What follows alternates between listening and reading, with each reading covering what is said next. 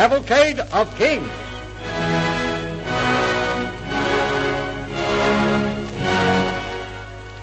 Queen Victoria, Part 2.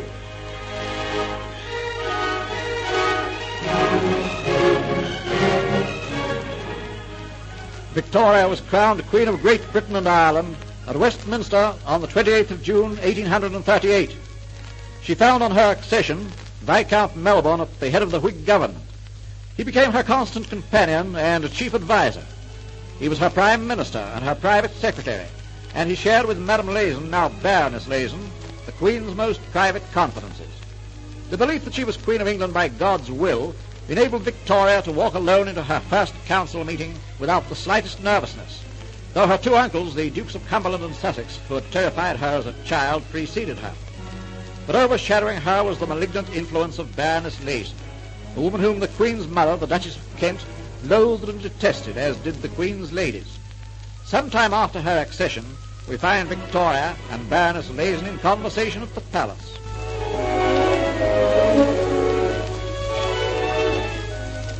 Dear Lazen, I am a very fortunate queen in having such an admirable man as my Lord Melbourne at the head of my government.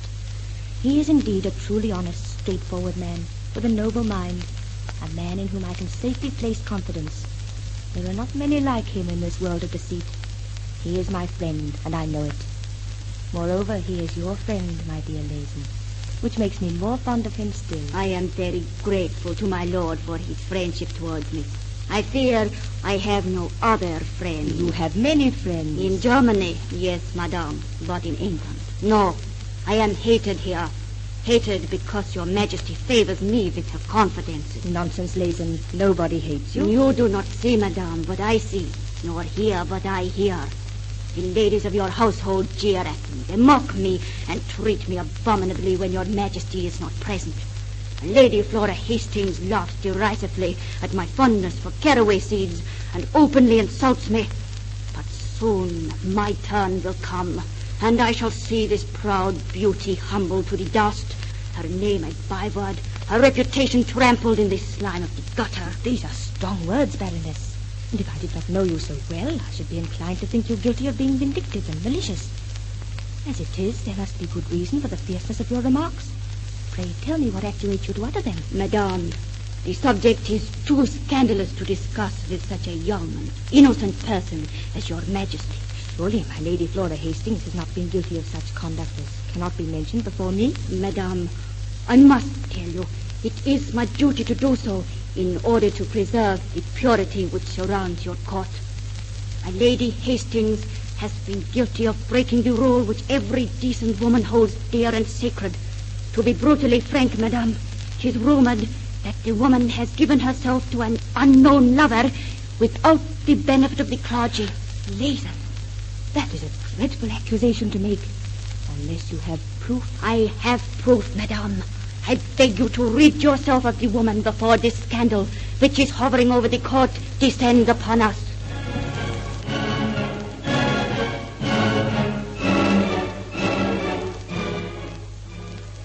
The scandal was unfounded, being but the malicious uttering of a vindictive woman. The Queen tearfully but privately apologized to Lady Hastings, but did not even reproach Baroness Lazen, a fact which caused the people to lose their affection for the Queen. And when, some 4 months later, the unfortunate Lady Hastings died, the indignation increased 100-fold, and so great was the public anger felt against the Queen that she was hissed when she appeared in the royal enclosure at Ascot. We now find Her Majesty in conversation with Lord Melbourne.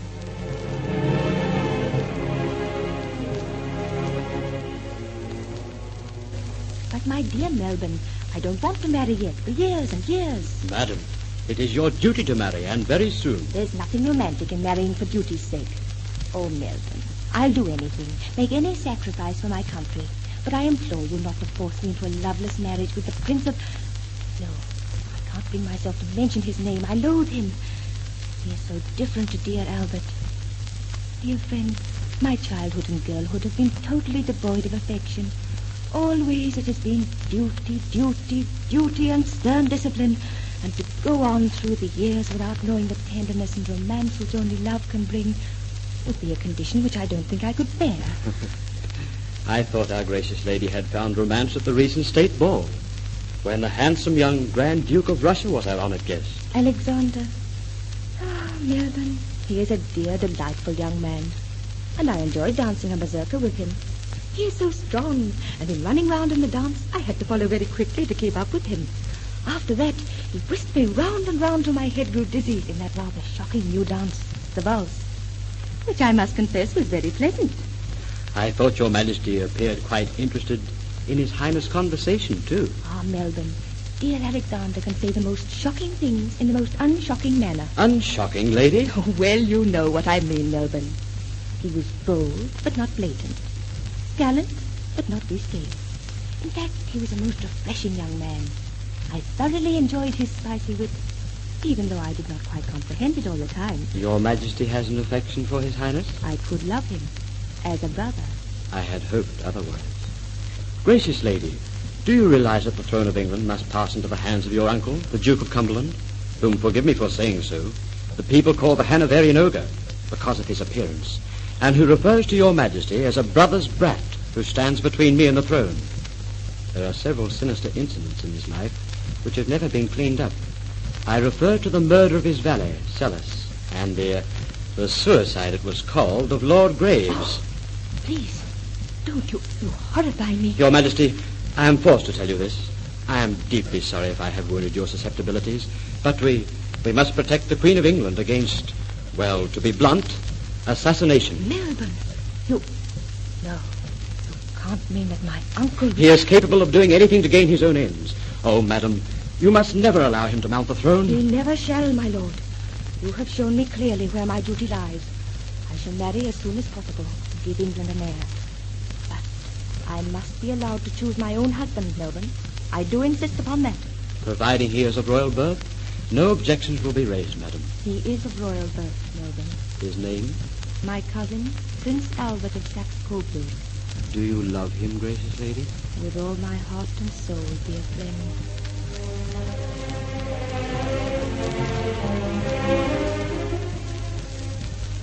Albert, I do not think it possible for anyone in the world to be happier than I. You are an angel. An angel? Oh, mein liebe Frau. But no, I am just a man. A simple man who means to make himself indispensable to his beloved wife. Not only as her husband, but as her sole counselor. To put his will, his perceptions, and his portability entirely into her service. Oh, you are very good to me, Albert. And I love you so. You have given up father, brother, country for me. God grant I may make you happy and contented, dearest and best of all men. It is in your power, mein Lieb, to make of me the happiest of men. Tell me how, my beloved, and I'll do it. Give me your confidences in big things as well as small. Let me advise you when you need advice, for I have no politics to sway me nor to prejudice me. I am prepared to give to England of my best, my loyalty, my love, and a life of faithful service. I do not seek to be her king, my little Victoria, only her humble servant. But I must have the confidence of my wife, the Queen. God bless you, my darling. I shall gladly come to you when I am perplexed with the problems which beset my path. I shall do more. You shall be present at all my future interviews with the ministers. You shall indeed be master of your house, not merely the husband of its mistress. Although it would seem that I'm scarcely mistress of it myself. Victoria, there is something else I wish to discuss with you. I refer to the Baroness Lazen. Lazen has always been my comforter and companion, ever since the days of my unhappy childhood, Albert. But everything has changed since then, Victoria, and unfortunately Lazen does not realize the difference your marriage has made to her own position. She is stupidly jealous of me and endeavors to cling to a control she should have relinquished when you ascended the throne. She interferes in matters of state, or attempts to. And frankly speaking, her management of your household is clumsy, extravagant, and uncomfortable. Oh, I do not want to part with her, Albert. Please don't ask me to do that. But, my dear, she is a menace. Her vindictive slander of an innocent woman has had very disastrous reactions upon yourself and your ministers. I'll think it over, Albert, and see what can be done. And now let us go to the music room. I want you to hear a new song I've learned, especially for you.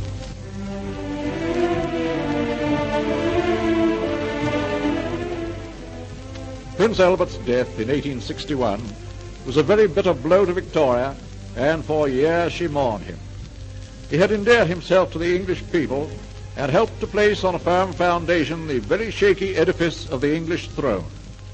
Weakened and robbed of its dignity by the Hanoverian brothers, during the reign of Victoria, the names of such patriotic giants as Peel, Palmerston, Russell, Disraeli, Salisbury and Gladstone shone like stars in the political firmament, and the names of Chinese Gordon, Lord Roberts, Lord Kitchener, and one of the noblest of all, Florence Nightingale, glorified the fields of battle. It is now the new year of 1901. Victoria, a very tired, frail old lady, has driven down the convalescent home to visit the soldiers who have returned from South Africa. She saw Lord Roberts and invested him with the Order of the Garter. After the ceremony, we find them chatting together.